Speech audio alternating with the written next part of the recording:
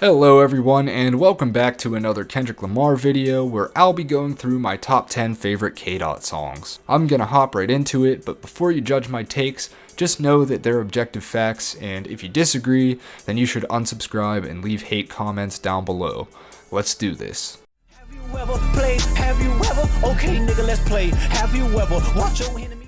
Look, I get it. Everyone's gonna talk about recency bias and say Kendrick's got way deeper songs in his discography, etc, etc.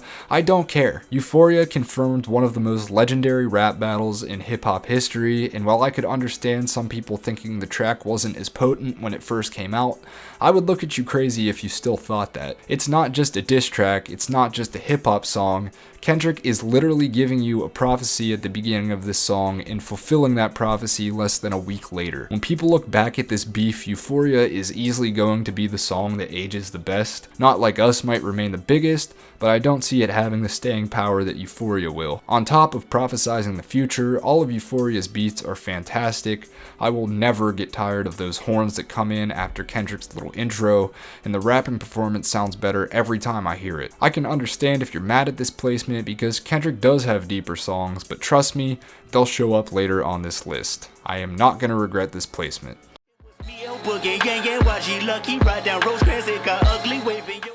Apart from having an absolute batshit beat, Mad City was one of the first Kendrick songs I'd ever heard, and it was pretty obvious this guy was a special rapper. I think a lot of people love Good Kid, Mad City because you get these songs that teeter on the edge of gangster rap, but since it's from the perspective of a morally righteous teenager, it's a lot more intriguing. You wonder what paths he's going to take on the storytelling cuts, and you get to see how his past shaped him into the man he is now. The flows on this song are ridiculous, you get a great beat change and a feature from MC8, and apart from Sing About Me, this is kind of the climax of the album.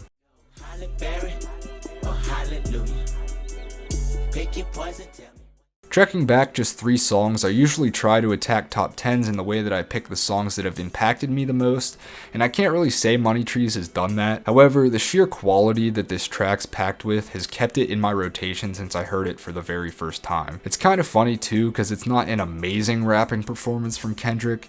It's super catchy and fun, but J-Rock really steals the show on that front. The beat is one of Kendrick's absolute best with the sample that got me into Beach House, plus the thumping bass just makes it a perfect aux song. J-Rock has probably the best verse of his career at the end of the song, and this one's just an all-time classic. I absolutely love it.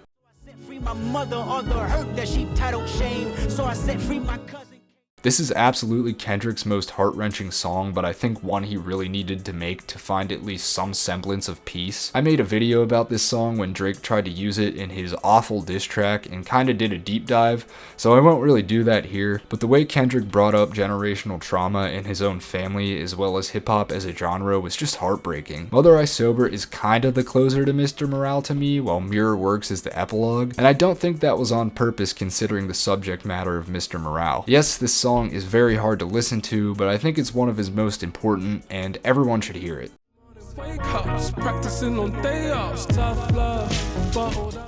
Sticking with Mr. Morale here, Father Time is another amazing example of generational trauma in other ways, this time through toxic masculinity and hustle culture. I also made a video on this one, so check that out, but I gave this one a leg up on Mother I Sober just because I think the production and performances are a little more exciting. The chord progressions and the beat are absolutely mind-boggling, Sampha sounds gorgeous on the hook, and Kendrick's rapping performance sounded like vintage 2015 T-Pab era. They really hit on everything with this song, from the hooks to the verses to the production, and when you combine all that with an interesting and important message, you've got a perfect song.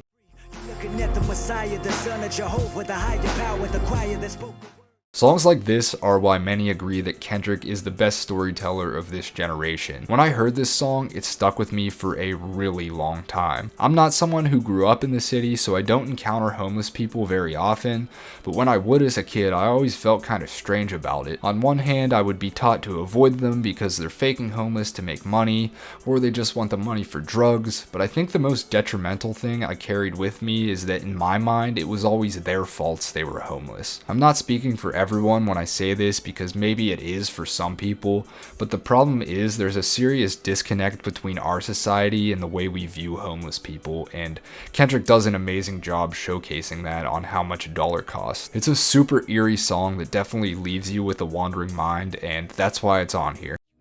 Just promise me you tell this story when you make it big. And if I die before you... Honestly, this song should be number 1, but I made the list before re-listening to these songs thoroughly, and I always forget how incredible it actually is, specifically the first leg of it. This is one of those songs that really encapsulates Kendrick Lamar and his identity as a whole, and it's also a song you show to people who've never gotten into rap. The sheer creativity of rapping from these different perspectives and then tying it all up with a verse from himself is genius. It definitely feels a little bit like Stan because you have these people addressing Kendrick directly. First, a young black man who's one of Kendrick's friends, then a young black woman who's a prostitute, but also Keisha's sister from Keisha's song, a track on Section 80. This is a track I'll probably do a full breakdown on at some point, but the themes involve generational trauma, death, and Kendrick trying to cope with whether his storytelling is helping these people's causes or just exploiting them. It's easily one of the most introspective tracks I've ever heard and is rightfully regarded as a top hip-hop storytelling track of all time. Biggest hypocrite in 2015. Once I finish this, witnesses will convey.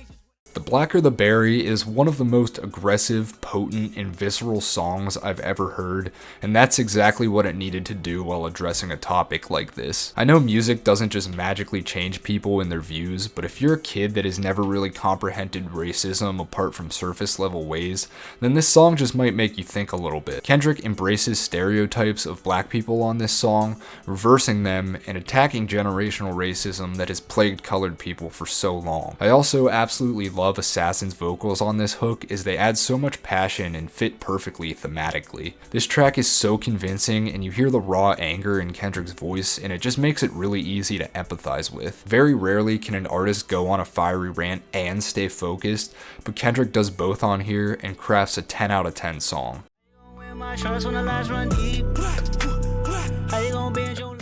Count Me Out was the most recent song I did a deep dive on, and if that didn't make it obvious that I adore this track, I'll explain to you now. Count Me Out, being Kendrick's breakthrough on Mr. Morale, really felt like he finally made some peace with himself and it gave him clarity on his healing journey. I think this song works that same way for a lot of Kendrick's listeners, and they feel some sort of healing powers through it. From the beautiful background choir to the lush synths, it's such a motivating song and really a breath of fresh air compared to many heartbreaking cuts on Mr. Morale. This song did such a good job splitting the album in half and showing how Kendrick was a sharper, smarter version of himself on side B. I also just think the concept of counting yourself out and using it as a motivator is so cool because we've all been there. This track is aging super well and I don't see that changing.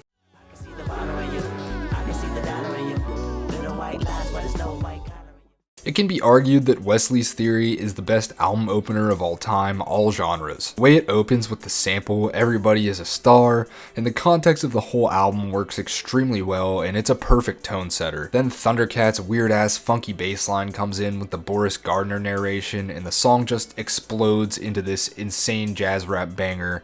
Kendrick rapping about how he doesn't love hip-hop like he used to, and just throwing around all these braggadocious raps, and it's really just a character portrait till we get to verse 2. After the Dr. Dre interlude, we get what I think is one of Kendrick's most underrated verses in his career. The way Uncle Sam is just preying on Kendrick and trying to snag him into this hyper-capitalistic space is such a genius way to open this album. Because that happens to so many people who find fame and success, and it's easy to just throw your morals out the window once you've reached that level of success. Especially when you have people like Uncle Sam, who's pretty much just playing the part of the US as a whole. I can gush about this song forever, but I'm gonna cut it off there before I go too crazy. But yeah, Wesley's Theory is and probably always will be my favorite Kendrick Lamar track. Thank you guys so much for watching this video. I know I took quite a long break as I was on vacation and was just busy with general life things, but shout out to all of you that stuck around. If you want to see more content like this, please like and subscribe, and I will see you in the next video. Peace.